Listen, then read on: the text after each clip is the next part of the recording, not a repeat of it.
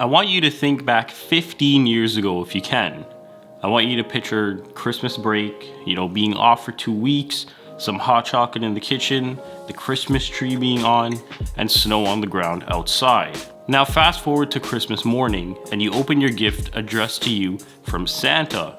Personally, I never believed in Santa, and my mom never really told me the lie of Santa. She told me the story, and how he brought kids presents and had milk and cookies and stuff like that. But we didn't even have a chimney, so how could some random guy in a red suit come in and give me presents? It just didn't necessarily make sense to me. Anyway, enough nostalgia, let's get down to business. So today I wanted to talk to you about why you shouldn't put "from Santa" on the presents you give the kids in your lives. And you might be asking right now, well, why should the kid know who gave them the gift? Don't you think that saying "from Santa," it adds to the magical time of Christmas? And I think it does, but put yourself in the kid's shoes for a second. Actually, no, you know what? Let's take two kids for a second. So let's say, for example, you give kid number one a gift and it says "from Santa." So naturally, because kids are gullible and malleable, they'll think that the gift is from Santa. And let's say, for example, it was an iPad. And okay, so that's fine. And then now let's give kid number two a pair of socks. I just want to put in a quick side note here. When I was a kid, I absolutely hated getting clothes for Christmas. But now, I love getting clothes, especially socks and especially underwear, because then I don't necessarily have to buy them and I can save money or buy lenses and mics and cameras and stuff like that. So anyway, let's say we give kid number two a pair of socks. And like I said, kids are gullible and malleable. So kid number one rips open his iPad faster than a lion chewing through a zebra in the Saharan desert, and he thinks that Santa gave him an iPad for Christmas. Okay, so that's fine. So kid number two opens his socks and he's obviously disappointed because he wanted, a PS5, he wanted some V-Bucks to buy, skins on Fortnite. I don't know. I don't know what kids buy these days, right? But just as kid number two was about to throw away the wrapping paper, he spots the tag on it and it says "from Santa." So, at first he doesn't really think anything of it until he goes to school after Christmas break. And of course, the topic of "what did you get for Christmas" comes up. And then kid number one says he got an iPad from Santa. So everyone goes, "Yo, that's so sick, you got an iPad, this and that." And then they ask kid number two what he got. And kid number two says he got a pair of socks, also from Santa. But then everyone's just like, okay, pair of socks, sick. It wasn't really that sick to them, right? So then on the way home, kid number two remembers that kid number one got an iPad from Santa, but then he remembers back to the tag that he threw from the wrapping paper in the garbage, and then he recalls seeing Santa on that. So then he gets home and he asks his mom why kid number one got an iPad from Santa, but he got socks from Santa. So, now his mom is obviously faced with a fork in the road. Either she can tell him that Santa isn't real and crush his whole childhood belief system, or she can go deeper into the lie that is Santa.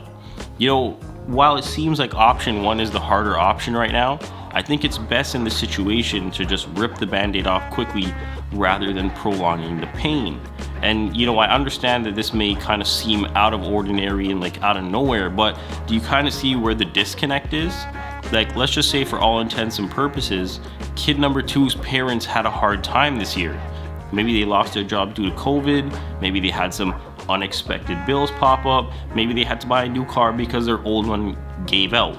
Who really knows? Nobody does. Nobody knows anybody's true situation. So kid number two's parents couldn't afford to get him an iPad, or they couldn't afford to get him a PS5, or they couldn't afford to get him V-Bucks, but they did get him what they could. But when they put that it was from Santa, and now unless they tell the truth, kid number two is gonna think that Santa loves other kids more than him, and now he's questioning his parents, and it's just, in my opinion, it's just a breeding ground for the kid not to trust anyone or not, love anybody because he was lied to. Now, I totally understand when you were told Santa wasn't real, maybe it wasn't a big deal to you. But you really don't know how some kids will react to being told that news, right? Like the kid could have mental problems. The kid could, I don't know, like one thing we shouldn't do is, be lying to the kids, right? Like it can be a breeding ground for the kid to become mentally unstable because people are lying to him. Like nobody really knows. There's so many paths that kid number 2 can take, especially if kid number 1 teases him about not getting an iPad for Christmas. Because let's be honest, like kids are ruthless, kids are relentless, like, they'll make fun of like anything that they could. And he could come up with all these things in his head. He could end up bullying kid number 1 for his iPad. He could come up with a plan to break it. He could come up with a plan to steal it. No one really knows like what he can do. Like there's a very powerful story about this kid who was trying to impress his dad. And he got straight A's in college. He was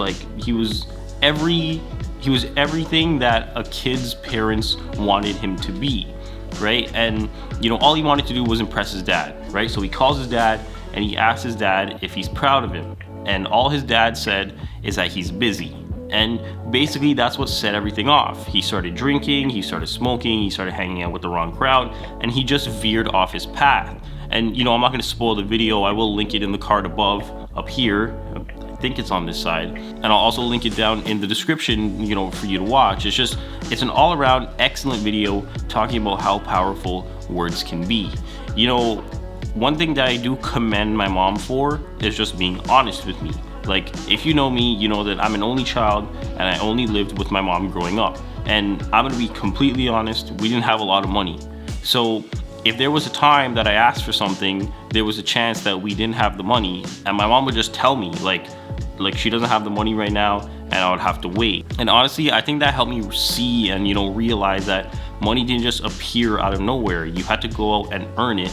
And then I obviously discovered that even more when I had to get a job and earn my own money. But I say all that to say this, and I guess the moral of the story is that you shouldn't lie to your kids about Santa when it comes to Christmas. Like, take credit for the gifts that you buy your kids, because at the end of the day, like, you were the one that went out and bought that gift with your hard-earned money. Like, don't give the credit to some mystical guy in a red suit and a beard. Like, I want you to take credit and just be honest with your kid. And then hopefully in the future, they'll be honest with you. And as always, thanks for watching. I don't know which way to go.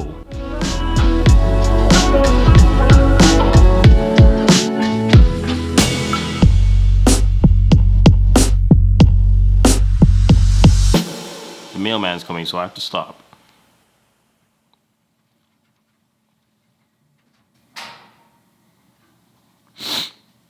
One more. No mail today. Okay.